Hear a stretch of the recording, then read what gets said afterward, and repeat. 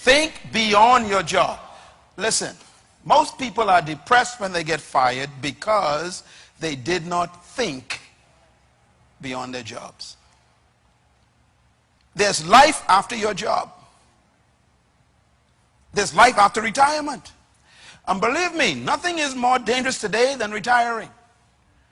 Because, you know, when your great-grandfather used to retire, you know, you retired at 65 and you're dead at 70. Today, because of the increase in medical science, you can live to be 80 to 85 average. If you retire at 60, how many years you got left? 25 years more and you are retired. What are you going to do for another quarter of your life?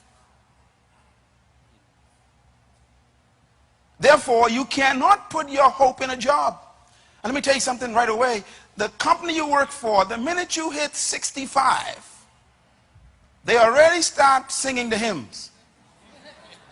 Rescue the perishing, care for the dying.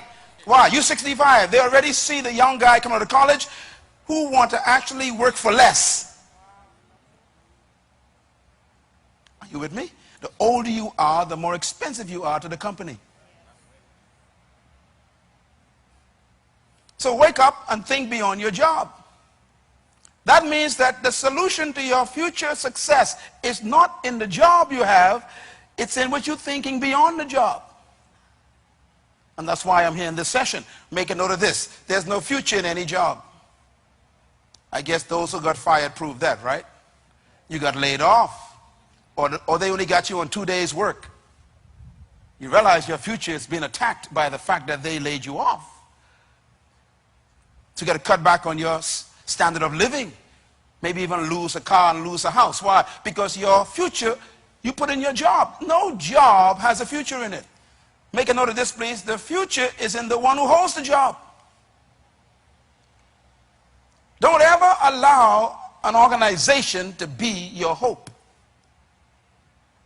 Every job is temporary. No matter how much they praise you and love you, you better think beyond that position. Because when this thing is all over, they will tell you bye-bye. There are folks in this room who've been retired for 5 years already. And they begin to scratch their heads. Why did I retire? Because life goes on. I'm glad you're here. And young people, please remember what I'm saying, because you got a chance to not make mistakes that older people have made. Write this down, please. Create your business in your job. Now, I'm going to explain this in a minute, how this works, because you must make yourself indispensable by refining the value you are to that job. Now, you can't really depend on a job, but you can actually make yourself so valuable that you're the last one they want to let go. And how do you make yourself valuable to a job? You become indispensable. How? By refining your gift on the job. In other words, you make yourself so important to the company by investing in your own gift that they don't want you to go. You know, every job I've ever had, if I can remember far back as I can, they always wanted me to stay. The last one I resigned from was from the government. I used to work for the Ministry of Education. Then I was moved down to public personnel, and I worked with the Deputy Prime Minister years ago, the late September Maynard. And I resigned 5 times. Why? They kept refusing my resignation. Why? They said, we don't want you to leave the system because you work effectively, they said. You remember Daniel?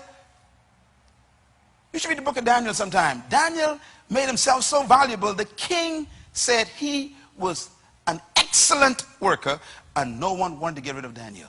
There are some people who can't wait till you leave. Why? You're not an asset. You are a deficit to the company. There are supervisors praying for you to resign. Why? You are not a help to the company. You've made yourself a problem rather than a solution.